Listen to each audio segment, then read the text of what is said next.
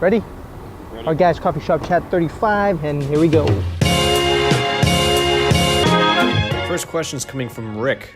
Hey Sunil, if you could have dinner with one person, living or dead, who would it be and why? It will be my grandfather from my dad's side. Reason being is I never met him, and I've been told all my life that I'm like him. You know, I love to sit down and chat with him over dinner or over whatever, and you know, his struggles, his accomplishments prior to getting married, what he did, prior to children. He had ambition of being a business guy or a religious man or whatever it was. Why he made those choices. His experience coming from India to Fiji as a little child, he remembers that. Trying to learn more about myself through another generation, through another family member. Sure, I can hear this from my dad and aunts and uncles, but having come from the real source, doesn't get filtered, right? That's one person I would definitely sit down and talk to today. From Valerie. How do you gain confidence in yourself at the start of your career? Confidence comes from when I know what I'm doing. So the harder I work, the more I understand what's going on, the confident I get. Then go out there, talk to people in your industry, mentors, and get all the information from them. The faster you learn, the more confidence you get. Next question coming from Sadie. How much content should you be putting out knowing that a large part of your audience may not have the same taste as you? Sorry, Katie? Sadie, as much content as you possibly can. If that is not your target market, or the people that are following you is not your target market, guess what? They're gonna walk away, and you're gonna have your target market that's gonna come in, and the value that you're giving is something that they need.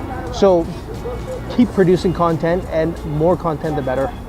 Sadie, don't care what other people think, because the ones that are commenting, it seems like on your for you is not your target market, and if it's not your target market, who cares? This question coming from Ward. How important are your selling skills as an entrepreneur? And what are the different things that have made you improve as a salesman? Especially when you're starting business and it's only a one-man show, sales is very important. How else are you going to bring revenue in? Everything I did, like I kind of tested, see how it worked, read books about it. Eventually when YouTube came out, started reading and then watching videos on YouTube and how to do it, and just put that to work. Just experience, just try things out, and now I found out the best way for me to sell is, you know, having a relationship with the other person, and eventually the sales happen. It's just people buy from people who they trust. That's all it comes down to. You know, I'm not a pushy salesperson. I'm all about building a relationship and building a bond, and the sales come. And the last question coming from Dwayne. What is the best way to stay innovative in your niche when you don't have a multi-million-dollar budget like your competitors? I'm not an innovation guy, bud. I see what others are doing. I see a weak point, and I jump in. I'm like the Japanese car companies. They look at American cars, see where the mistakes they made, go fix that mistake, and they have a reliable vehicle. Just the way I like doing it. I'm not an innovator. I'm definitely not. I just see what's going on, what's going on with the market, and if I can make it, I continue doing it. And if I can add value to others, I'll continue doing it. Especially in the tech business, there's so many, right? Like, I know how to compete with you know, Instagram stories, how to compete against Snapchat. Like, everyone wants to come up with something, you know, unique like that, and kind of take over. But there's a lot of things that have been around for fucking. I don't need to be innovative. I just need to find, you know, wherever the holes are, the mistakes are, fix those mistakes, and take off.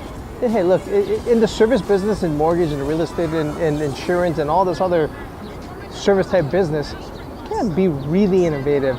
You can add technology to it, but at the end of the day, it just comes down to doing the same thing over and over again. And if you can take somebody's idea and put your own spin into it, and actually correct any mistakes that they made, and do it better, all the power to you. I don't need to create the wheel, and I'm not a creator, but you know, what other pieces of pie that's missing and I can add some value to it, I'm gonna do it. Until next time, guys, live it up.